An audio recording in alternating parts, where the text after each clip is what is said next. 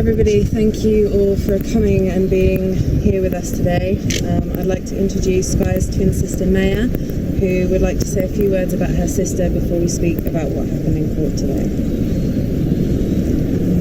It's been almost 3 years since my twin sister Gaia, a vulnerable girl with severe epilepsy and post-traumatic stress, went missing without her medication, disappeared off the face of our world in the small town where we live.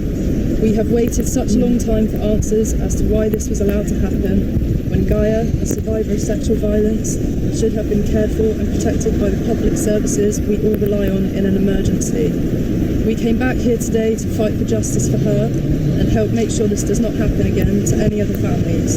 We will keep coming back for as long as it takes. It's painful for us, but we know that it's what Gaia would want and it's what our community deserves. So we try to be brave for her. Gaia wanted everyone to be heard and treated equally, with dignity, kindness and respect, regardless of whether they have a physical or a mental disability. She and we stand with all the survivors of sexual violence. No more hiding. I want to thank everyone for their ongoing support, because that's what keeps us going. Though we'd do anything to hear Gaia's voice again, in the silence left behind, we are here to speak for her, to stand for her. I want to thank Gaia for giving me the strength to do this. I'm sorry that we lost her along the way.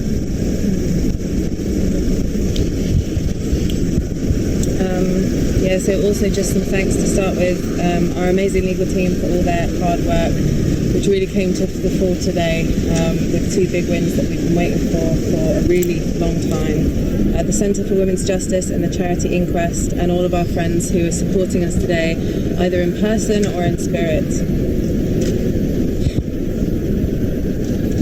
Every gesture of support, however small, means the world to us, and for our part we promise to do everything in our power to make sure that one day your family doesn't have to stand where we're standing today, fighting for justice for someone who's been taken from you and who can never be replaced.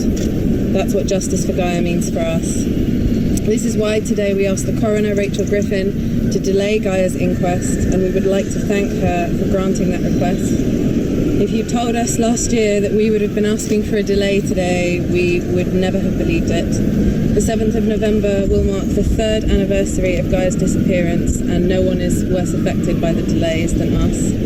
This constant need to revisit and scrutinise the most unimaginably painful chapter of our lives is agony. And on a personal level, we just want it to be over, but truth and justice are more important. Gaia deserves the full and fearless inquest that was promised to her, and if there are steps that need to be taken to better protect others in our community, then they deserve that too. We hope at least now that the end is in sight, the new timetable can be kept and used effectively to carry out that full and fearless investigation, which would allow us, at long last, a chance to breathe. We'd also like to thank the coroner for agreeing to examine Gaia's mental health and her care going back to the beginning of her story, rather than just at the end, as the Trust suggested. We have always said that to find the truth and prevent future harm, it is absolutely vital that the inquest look at the support Gaia received, or did not receive, from autumn of 2015. It was during these dark months she told us she had been raped by a known sexual offender. It was during these months that she was hospitalised for the first time for mental health reasons. And I think any survivor, and I'm talking here to 1 out of every 5 women in the UK, knows how earth-shattering that trauma can be. Today, our legal team were finally able to begin telling Gaia's story. We heard how as early as December 2015, healthcare professionals were raising concerns about her mental health, but it fell to her family to reach out to our local RapeCrisis Centre, which, like hundreds of chronically underfunded centres across the country, provides what support it can for survivors. By December 2016, doctors had joined us in calling for the trauma support Gaia so desperately needed, but no referral was made for her. Her life had become an escalating pattern of anxiety attacks, flashbacks, and increasingly serious epileptic seizures, which often ended in the back of an ambulance. In February 2017, not long after she learned that the perpetrator was to be released early from prison, Gaia finally broke down and was hospitalised under the Mental Health Act. She was crying out for someone to save her life. Gaia should have been safe in hospital, but instead, She was subjected to further sexual harassment by another patient. There is much that we don't know about what happened there, but we do know this. We know that Gaia, at an extremely vulnerable moment, was forced to relive everything she'd been through in the one place she was meant to be safe.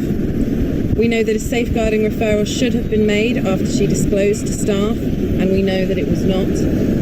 We also know that on the day she disappeared, Gaia was, once again, due to speak to Dorset Police to report a further incident of sexual harassment online, bringing all that cumulative trauma back onto her shoulders.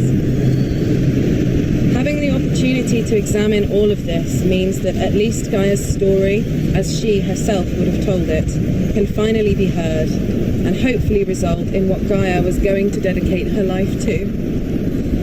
Had she been given the chance, positive change for other women and girls like her. Finally, I want to mention that there is a wider picture here that is relevant to our local community here in Dorset and across the UK. The number of rape convictions in England and Wales has fallen to a record low, and if you are raped or assaulted today, you are less likely to secure a conviction than you were in the early 1970s. And with 82 reports per conviction in 2018, Dorset Police has the worst record in the UK. Dorset County also has significantly higher prevalence of suicides and numbers of A&E admissions due to self-harm compared to the national average, and evidence that there is something wrong with the healthcare trust overseeing many of these services is mounting. A few too many deaths in hospital or soon after discharge. A psychiatrist stuck off for child pornography offences, and sexual abuse by patients and by staff. We hold Gaia in our minds every minute, and it is only the memory of her light that makes this nightmare bearable for us. We ask you to please support the campaign, support the family. Go to www.justiceforgaia.com or find us on social media at Justice for Gaia to find out more. Thank you again so much for your attendance and your continued support.